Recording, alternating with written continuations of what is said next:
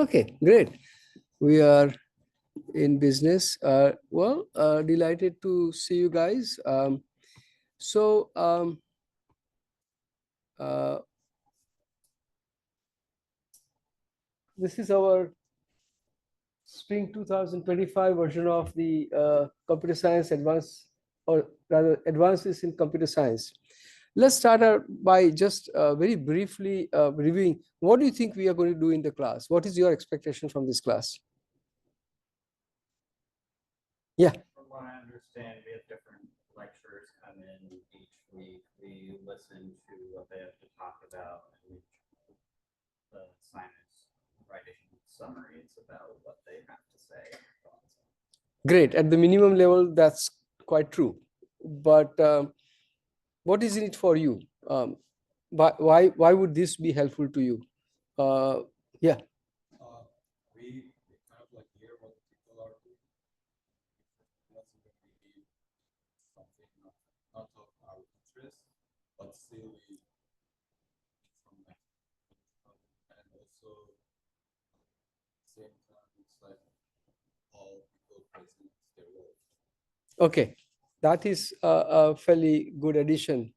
Um, how many of you are master students? Okay, good. And the rest are PhD then, I assume. Okay. Now, uh, I recall when I did my PhD that we used to have very active seminar series, not as a class, but in general, just the departmental seminar series. And every graduate student would go to all the seminars. It was highly encouraged, and after looking back, after a lot of years and all these years, I felt that that was very valuable. Even if I did not do the research in that particular area of thing, the exposure that we have to variety of um, uh, topics is very valuable. Often, uh, when you do creative work, innovation, and research in new topics, having influence of other areas is very, very valuable. Many times we synthesize that in when you do advanced work. We synthesize area, and even if you don't synthesize the specific material, we synthesize the process, the way the research is done, the way you come up with the ideas. Um, and we need to have a general model of what is it, what is research really, what is innovation, what is um, how do you come up with a new idea? There is a very good network called Quora. How many of you are aware of it? Only two or three. Oh, well, okay, so small number of the you are aware of it, minority. I highly encourage the rest of you to be aware of it. Quora. So this is a place where people can go to ask, saying, ask basically questions about anything. It is it has a very different flavor than Reddit has. Many of you will be familiar with Reddit, but it has one of the it has various spaces, and like one of the spaces is uh, about research. Should you do PhD or not? How do you find a good university to go to, for your graduate studies, masters or PhD? How do you get admission to a great place? How do you choose your advisor? One of the questions there is, does your advisor give you the problem to work on, or do you find your topic on your own? What is your feeling about this topic? And this every PhD student should have an answer. The master students may or may not have the answer for this, but the PhD students have to really think about this topic. So, do you think has the advisor given you a topic, or do you think he will give one, or you're going to come up with your own? So it depends. Like so far, I've been like involving in different kind of projects, but the last project that I was working on was like my idea. So I love it, and I think I was more passionate to do it because that was a topic that I was really understanding it, and based on my background, the background that I had like helped me a lot, and it was something that I was completely into it. But other than that, it's like my advisor specifically, he will choose the things like the topics that based on the knowledge that he has from you, he will offer that to you. And I was always happy with the projects that I was doing, like even the small projects or like bigger projects. All of them were like uh, good experience for me. But at the same time, yeah, I prefer to sometimes come up with the idea by myself. Anybody else? Yeah. Maybe in the beginning, start not like you don't have any idea of what's going on, but rather feeling that like maybe it's better to join groups. But then you can come up with new ideas, and advisor can be just um, kind of guiding you, like saying it for from a level, or if you want to, if it's something you want to pursue, it's like you should go this direction. So I think it's kind of Okay. So initially, advisor gives. Do you know what is the definition of one uh, critical requirement that you should meet when you are done PhD? Have you heard of things like you are supposed to be independent researcher by the time you graduate? It's something like the like your dissertation, it should be something novel. Like sometimes someone shouldn't touch it like before. You are the first one working on that, but I think based on the lab or like the advisor that you're working on, it depends on the topic that or the requirements that they have to like other than like department's requirement that we have to meet. We have like other requirements even for master students. For that. Is it your PhD or your advisor's PhD? That's my PhD. Your PhD, right? Yeah. So your advisor will tell you what your PhD should be? No, I'm just saying in terms of like guiding you to find No, novelty. of course, Yeah. yeah, no question about the guidance. But so anyway, there's a Quora question about this. Do you give, does your advisor give you the topic, or do you come up with your own topic? Uh, um, if you're interested, you can check out my answer in detail. But basically, um, in many of these things, there's no one perfect answer. It depends on you, it depends on your advisor and all that stuff. But at least my philosophy is that a PhD student who graduates, who gets PhD, needs to be an independent researcher. What does it mean for independent researcher? It means that not only that student has done the work independently, more or less. Of course, guidance is there. Guidance is allowed at any stage and at whatever level. But you know, you have to be able to repeat similar kind of things after you graduated. So you have to have practice of doing it on your own. But I also believe that even the topic that you work on should be your own, but within the scope. So obviously you should choose, if you want advisor is generally capable of doing things in this area, does not have much experience in other area, it is better for you to be working with somebody else who can guide you both at technically and other non-technical level in that area. So ideally, it is within that broader scope or an area, let's say neuromorphic computing or quantum computing, or a particular sub area, social media analysis, or uh, you know um, uh, uh, causal AI, whatever those topics are. It should generally belong to the advisor's expertise, but the specific things are something that you should come up with. Um, uh, And even though I'm giving the example of PhD, it applies to masters in the sense that the successful masters are supposed to be able to do innovations or be able to come up with a new strategy. Assume that you are part of a team that is building a product. And if you are only doing the work that is in the specification that your supervisor says, your value to the company is very limited. They can easily replace you by somebody else.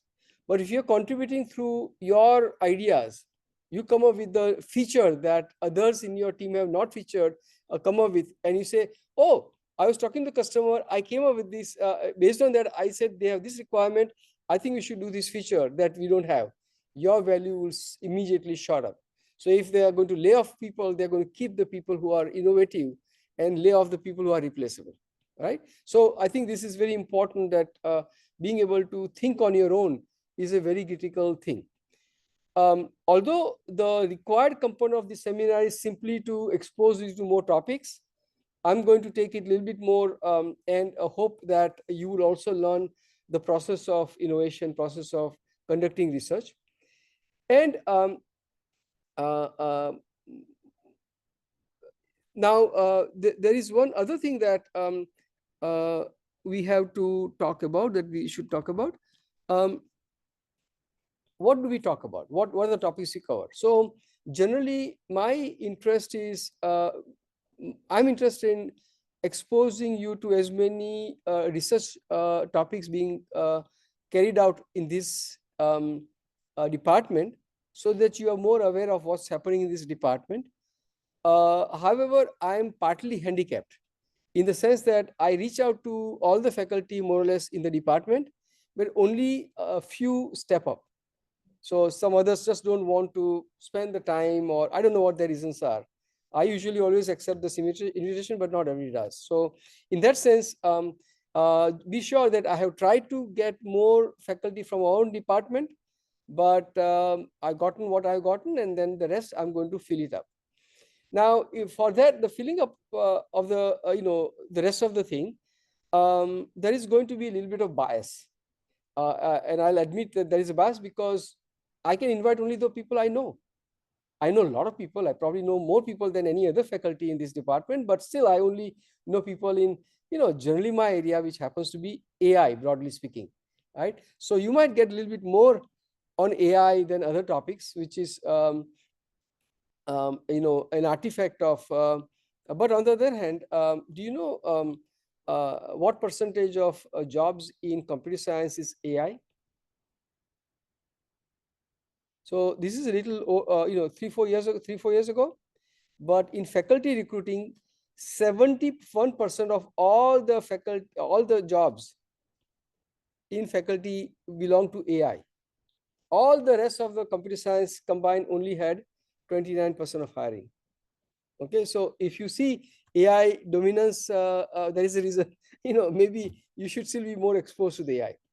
The second reason why it is not a bad thing that you get somewhat of an overexposure to AI is that not just AI is a very large component or growing component of computer science, but actually AI is a huge component of job market and just anything as a whole.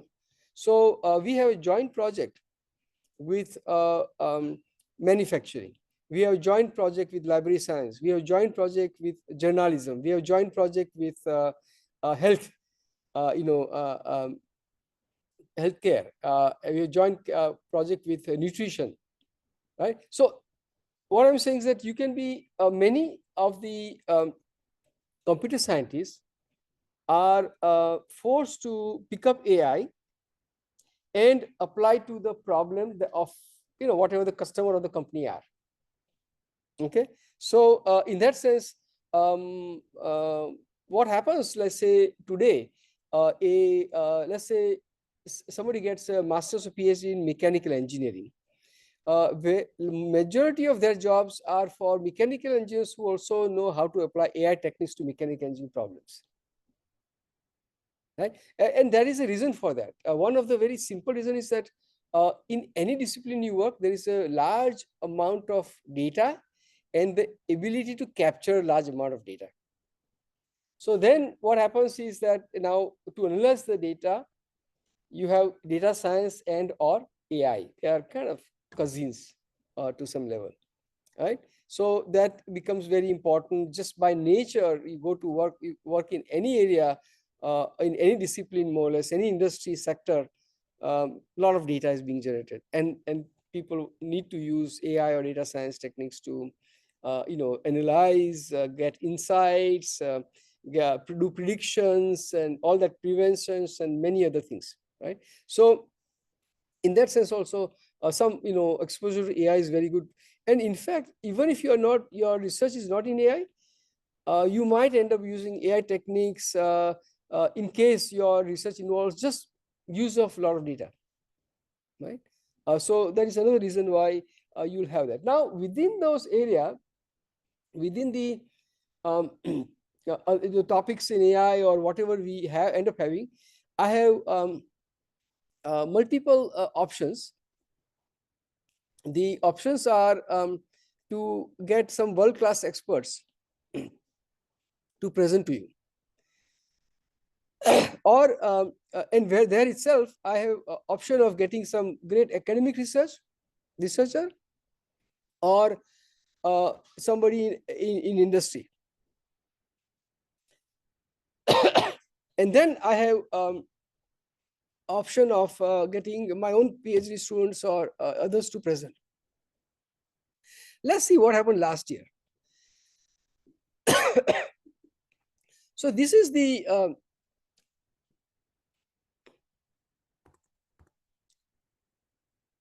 fall schedule.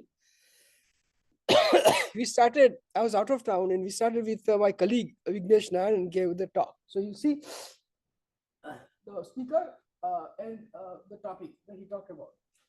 Pay attention to the topics and the speakers. So it's academic. My colleague Forrest Agostinelli, he talked about something. My colleague Sheila Farkas, he talked about semantic-based security technologies.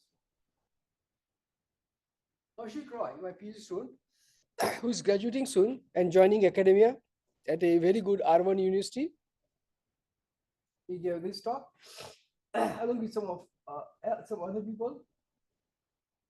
Colleague Peng Fu on quantum computing. He did not show up. He had some emergency, so I ended up giving talk there, but I didn't change it. He's a professor of computer science, but using a lot of AI. Then an employee at Amazon on a practical topic of RAG. Then Professor Srivastava.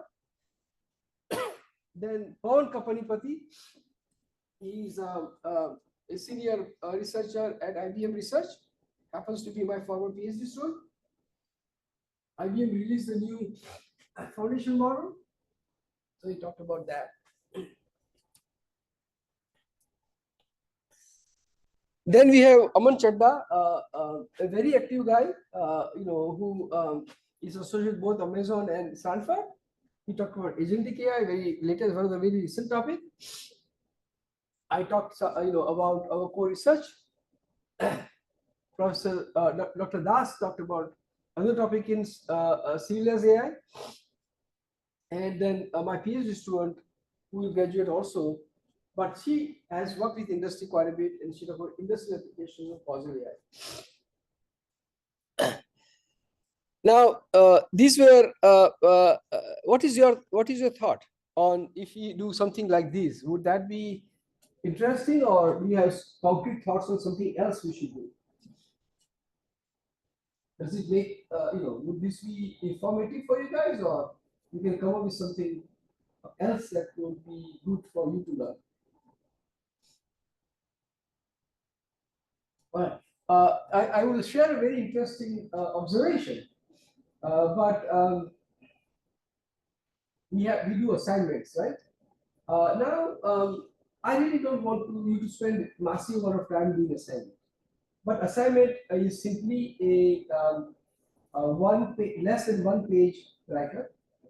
It will be great if you take the notes during the thing, so you don't have to do much after the class.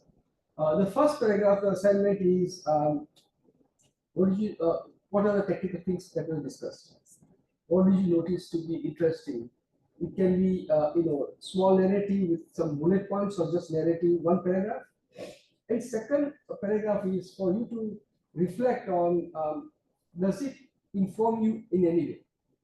Was it interesting whether by topic, by subject, by how research was conducted, in any other ways of your relevance of that research to you, or relevance of that talk to you, or how you could say I'm not in this area and I don't care about this area. So, but I think I learned how how they did some innovation, how they did some novelty. Perhaps that will be generically useful to you, right? In most cases, people do find things of saying that this is relevant, even though this is not my research. I think I was well informed to conduct my research. In a few cases, you might actually get an idea that you may want to pursue. And that always this one pager is due by the Friday immediately after the class by 11:59 p.m. Right. So an assignment for today will be due by midnight tomorrow. Although I'm not set up your place to submit your assignment, so I'll make it happen. And today's assignment will be simply trial. So it won't be graded, you just submit it and make sure that you can submit it and make sure you write 2 paragraphs. And but if you want to write more about it, fine. Don't, of course, not more than a page, and if you do 3/4 of a page, that's also fine. Together for 2 paragraphs. And it is not a competitive assignment in the sense that I'm not going to give 2 marks to somebody, and because this person did much more much better job than somebody else, give other person 1.5 mark to 1 mark. No, if you've done decent job, you get 2 marks. But if you are delayed, then you are going to lose marks. So if you don't submit by Saturday, just before midnight, then you have lost, right? Now it just so happens that in the last class everybody made an A grade. So you are not in this class to make a grade or anything like that. It's only 1 credit class really, for that matter. But you are here to really try and understand or learn something more. It will be great if you are you engage in discussions. So ask the questions of clarification kind during the talk. Ask the questions, broader questions at the end of the seminar. Another interesting thing I will share with you is that you saw all these things, right? I mean, I have my good colleagues and they are very good teachers and researchers also. But I am very proud to tell you and share with you that the highest rated talks were by Kaushik, my current PhD student, and by Utkarshni. Both my current PhD students, they were highest rated as far as I can tell from reading the assignment. And they even beat out Pawan, who was my former PhD student with a lot more experience, to the extent I understand. But anyway, I mean, I think generally these are all very good class, thing. I try to get both industry. Try to bring in a few industry talks. Not everybody's going to do PhD. Not everybody's going to academia, and so it's good that they get a sense of things that industry people consider interesting, as well as how they present and things of that nature. Okay, now I'm going to switch the topic and talk about something what I call as a meta. So what is the meta that I'm going to talk about? So today, there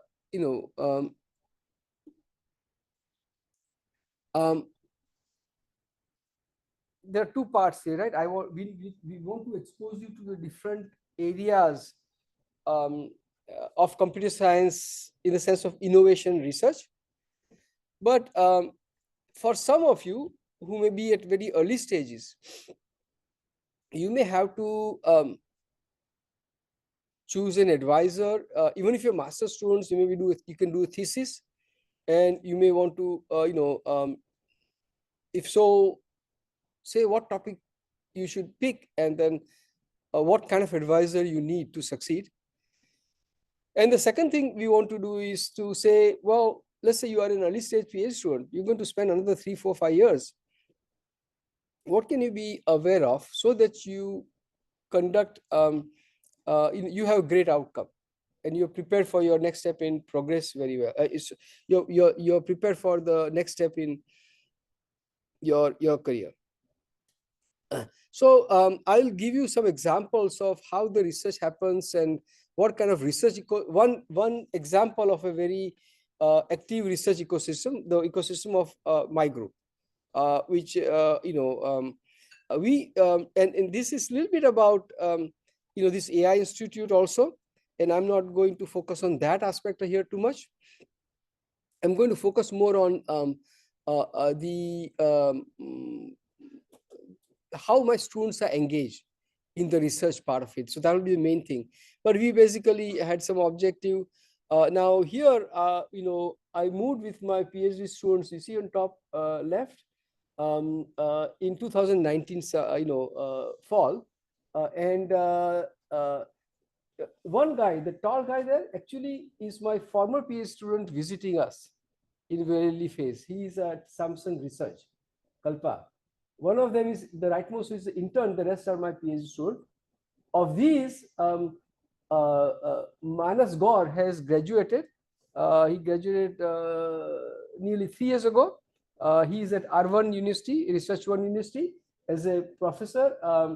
He had more than around 1,000 citation by the time he graduated. He currently has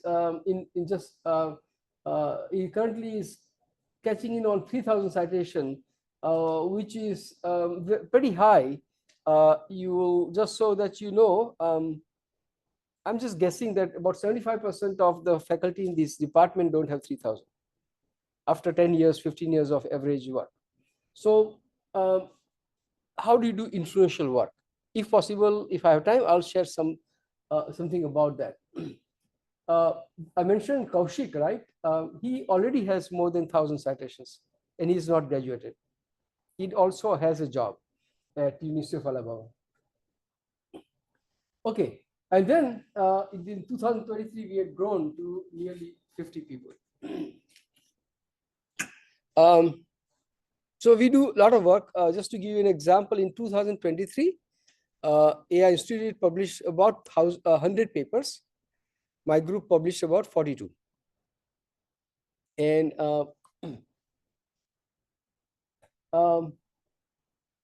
now, what I see, what makes I think for a good experience as a graduate student and certainly as a PhD student is some of the characteristics like the kind of work we do, whether that is in great demand or not.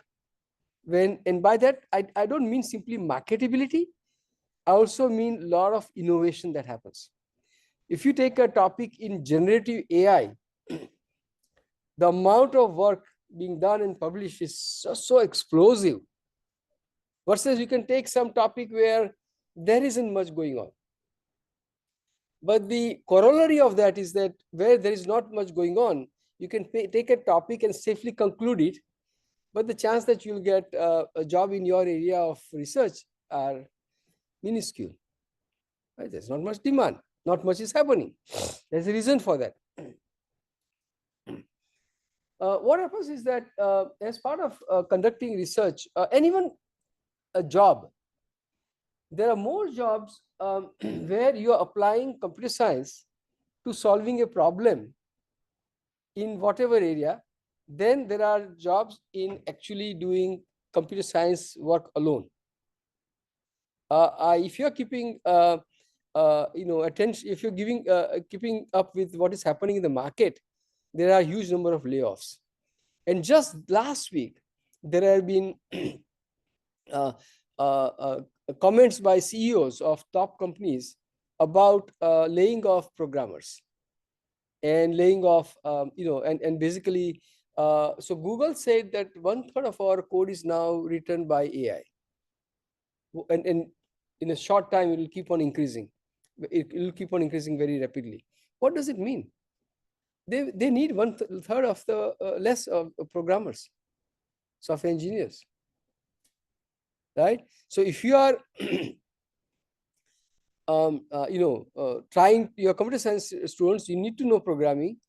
And that I would certainly say you should know programming, because even if you use Colab and Copilot and get help in writing program, you still have to decide what is right or wrong and modify and all that. So the help will take the drudgery out of programming, but it will not replace your knowledge of programming, at least not for the time being. Although that is also changing fast, but maybe you still would have need for understanding of how to build software systems.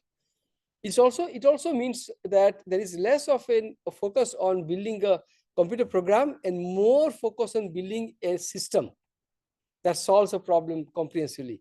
In AI, for example, we talk about AI composite systems, not AI model, but a system as a whole that solves a big problem. So if you are doing research that is very narrow,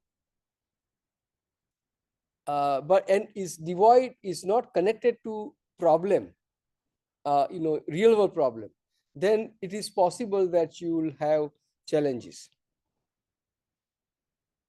The next thing is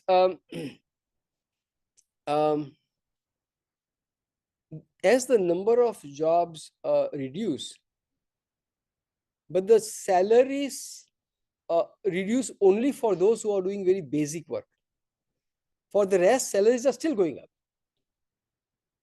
So what is happening is, uh, you know,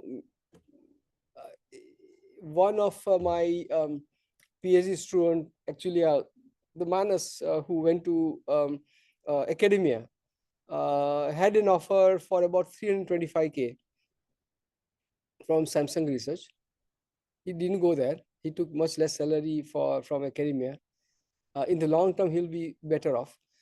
But if you have to be paid $325,000, the company has to spend well over $500,000 for you. There is benefits and many other, the taxes and other things that has to be paid. So the actual cost, and then there's a cost of supervising the employee and all that stuff. It costs a lot more. The typical rule of thumb for a cost in a top company like Google or OpenAI or Microsoft is $1 million per employee. That's not the salary, but ultimately the salary, the bonus, the stock compensation, all that add up quite a bit, right? But when they are hiring that kind of people, they hire a lot. They expect a lot. So today, if you look at any job interview for, I just met one of our students here outside. He just said he's graduating and he's starting his job soon at Amazon.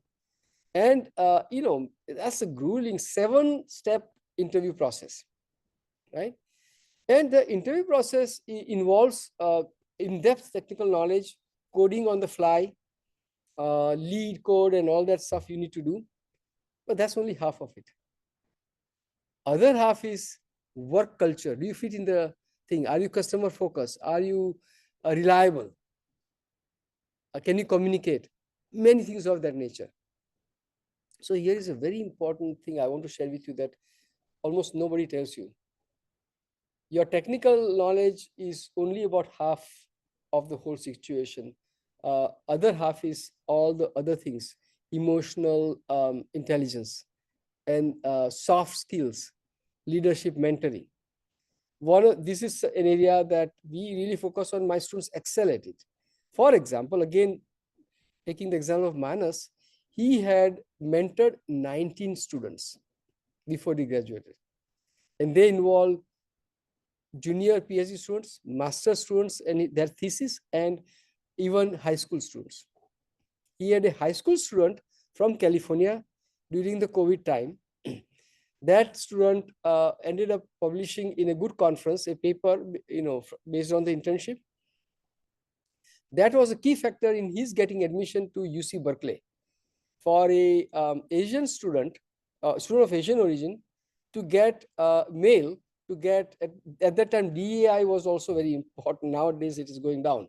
But to get admission into Berkeley was, almost impossible. But because he had very unique experience, he got there.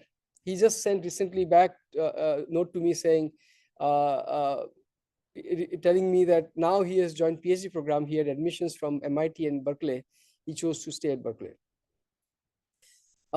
So that leads to a very important lesson that I share with my students, and a very important principle that I guide my students with.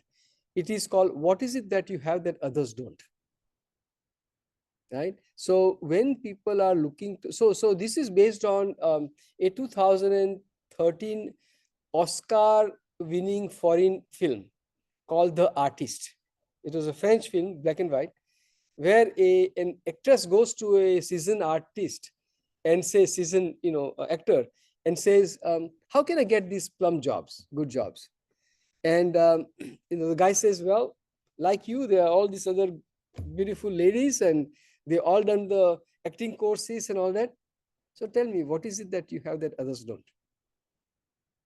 So what is very important as you do your research, as you do your master's or PhD, is to try and understand what is it that you have that your competition does not. You're going to go for a job market, or you're going to become an entrepreneur, but you'll have to sell it to VCs and investors, or you're going to go to for academic job. What is you have that others don't? Manas, for example, or I had a postdoc who joined Georgia State University, a good university, R1 university. So, I have connection with, a very good example is Satya Sahu, a former PhD student of mine, who got into a very good university as a tenure track faculty. He's now a full professor. And he's a chair of the search committee, came and visited our group. And so my student asked, why did you choose our student? At that time, I was at Rice State University, which was a tier 2 university, not even tier 1. This is tier 1 university, but that's tier 2. And my student was chosen. There were 400 applications for that position, including postdoc from Stanford and PhDs from CMU and Berkeley and all that. And a Rice State student got selected. Answer was, this student had a great topic. He had published very well. His work influenced an international standard. And then he had other skills like mentoring the students. He had worked on NIH-funded R1 project, both when writing the proposal, and then he coordinated for me. I'm the PI, but a student coordinator, and so he managed a team of students to get the work done. So he was a very mature researcher, performer, innovator, who knew how to write proposals to get funding, how to encourage students to join his group, and all those things, right? That's why he got the offer. Others may have brand or simply publication, but that was not enough. Okay. Exposure to industry or community. So, for example, Harshul is working on a project that is supporting a local company that is on the main street here. And he has access to real world data, real world problem, and going through all the challenges in carrying out a real world project, right? Working with, communicating with Bob Ellison, the executive at the company, with the engineers at the company, getting the data, looking for algorithms that is somewhat new, or better than just off the shelf. All that creates a skill set that is very, very valuable. So what set us apart really, and what has also helped our students, is that we do both foundational research and translational research, interdisciplinary translational. So you can see how many different things we work on, right? I happen to have some students in my in this class itself. So one of them is working on visual language models. That person is also working on smart manufacturing. And the application of the vision language model is social good and harm, detection of harmful images and replacement of harmful images. Right? That is what he's working on. So you get a sense, and that will be similar for almost all the project. And this project is funded by National Science Foundation, very competitive and prestigious, funding also. With this, he is getting a lot of generative data, but he's getting real data collected on factory floor, and he works with humans that decide what is harmful, not harmful, and many other things. Right? So you get broad variety of exposure that is also very valuable for you. In that sense, you are a computer science student, but if you have heard something about smart manufacturing applications, it's still helpful to you. Okay?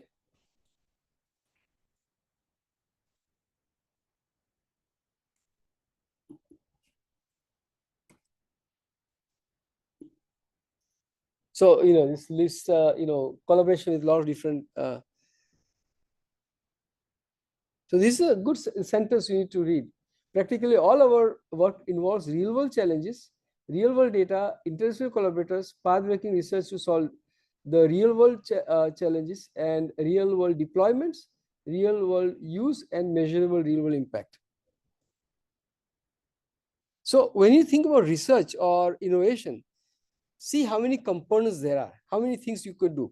One of the things that happens is, when my PhD student gets hired by a industry research lab, they often find out that they can continue doing the research and publish paper, but there is not so much value of publishing paper for a company.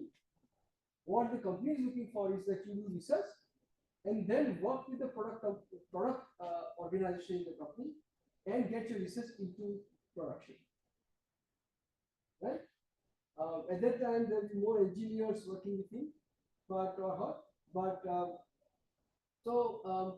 in some cases, my former students joined as admin research, but he moved to Amazon for a job that was not only research, but he can do research, and he has to all the way to release the product based on that research, including testing, evaluation, all the stuff that goes.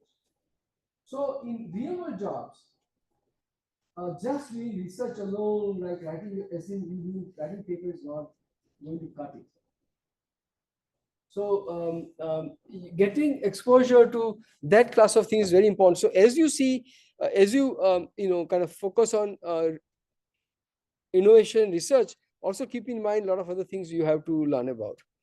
So here is a the smart managing project. Before the healthcare project. This is another project that this is a very interesting project. Just as I just give you an example. So this is a project where we have a school, and we have an AI research idea of analogy. So it is very hard for automatically identifying or creating analogies. But humans learn through analogy. There is long literature on how we take example from other domain to learn about this domain. You have a principle of cybersecurity, and you are given example of Trojan horse, and how system was compromised because of the Trojan horse. So this is an analogy. And so here in this case, we want to use analogy-based pedagogy for high school students. It has school involved. It has psychology at Wright State, my colleague, other institution. At Wright State, at USC, we have College of Education, 2 different departments. We have College of Arts and Science, Earth Science, and of course we have AI Institute. Right? All these are collaborating to do this work.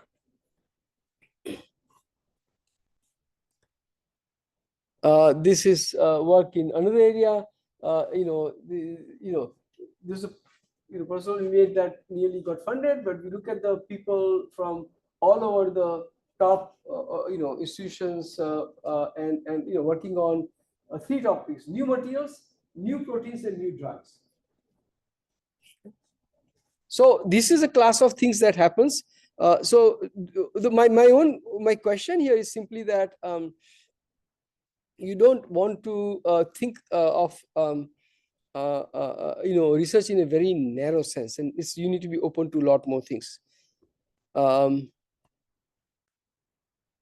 I'm going to bypass that.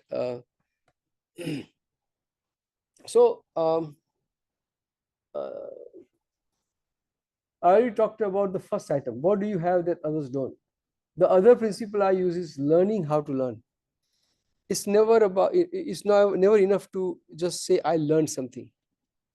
You can learn, others can learn too, but then learn how to learn, because whatever you are doing, that is changing very fast in computer science and especially in AI. So it is, you learn something, but that will quickly become outdated and there'll be something new that you're going to use that. So you have to be constantly in the process of learning new things, and you have to pay attention to how you're learning new things. I'll give you one simple example. All the PhD students and any even master students who are doing research have to read papers. You have to know literature, state of the art, right? But the pace at which the research comes in is very, it is a fire hose so rapidly, right? My colleague, Amita Das just put out a page that has, core page, core content, but also huge appendix, which is a lot of material, and this 99-page long. When OpenAI or Microsoft or Google or IBM come out with a new model, AI model, those some of these have 50 authors and 250 pages long. How many of you have ability to keep up with it and read word by word, and right, that's how we used to do, that's how I used to read, but that's no longer possible. So what do? You use notebook LM, right? How many of you have heard of notebook LM?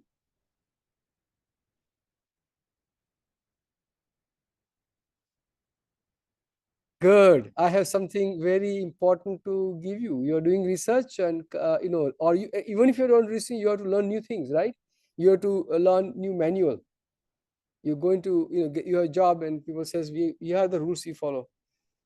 How are you going to do that? I There's no grade for this, but I strongly encourage you to play with Notebook LM. Notebook LM, which is from Google, and get a paper that you need to read and see what you can do with this Notebook LM to read. Especially get a big paper or complex paper and see what you can do. But so learning how to learn, you have to find a way to quickly learn new things. Work culture is extremely important. Every company has their own work culture. There are very basic aspects of work culture, like do you have to come to office, or can you work from home? You may be aware that most of the companies have now gone to full in office work. No longer. So what happened is that many of you guys, if you are in your third or fourth year, you got used to working from home because of the COVID time. Hey, we started this institute at 2019.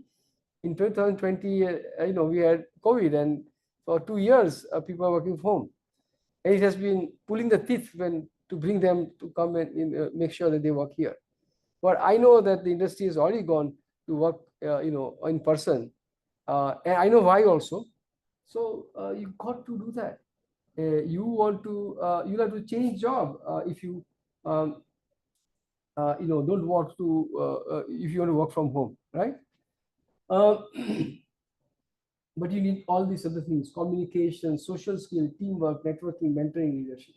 All that is very, very valuable. And then many other things. So typical student here would do tutorials at conferences. They would do they will organize workshops. They may editor special issues of uh, prestigious magazines, and many other things that they do that the other students won't.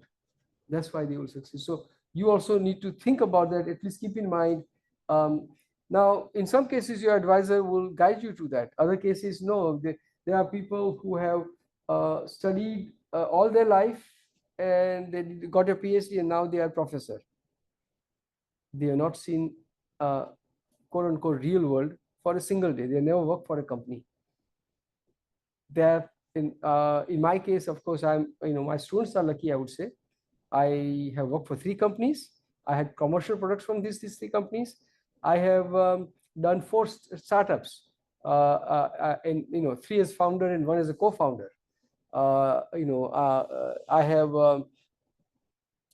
2 of them are merged. They acquired and such. They're investor funded.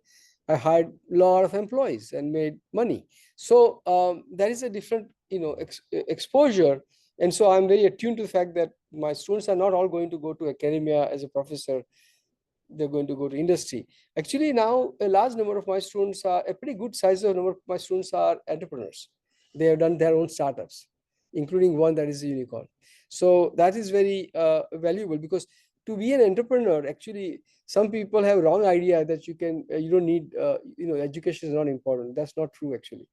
Even though first of all, Google or Yahoo were done by PhD dropout. That means they were pretty capable already. They just did not do a thesis or something, dissertation, but they're pretty capable. And in fact, Stanford was done. Google was done based on a research funded project. Okay, and majority of the startups are actually done by at least one co-founder, the technical co-founder, who is more often than not PhD or a master's who has done research. There are no doubt cases where even after bachelor's, people have done successful startups, but the percentage of successful startup per attempt is higher with higher, training than otherwise. Okay, so all right, so yeah, these are the things what students do. So example, and you can see the things that he has done. So now ask, if you're going to do your PhD, how many of these things you can do? Publications, citations, tutorials, and invited talks, workshops, very prestigious fellowships or internships, and things of that nature. Right? So many things you do. This is at the time, not except for this is all at the time you graduated. So you'll have to put a high mark. This is where students have gone, student experience and all that. And so, you need to really have understanding of all of these things.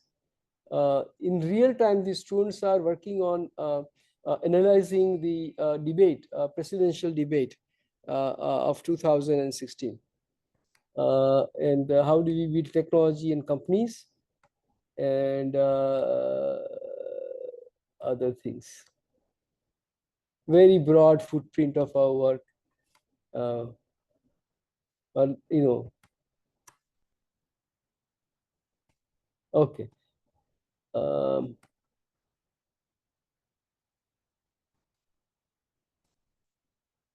Yeah. All right. So that is, I think we pretty much use of our time.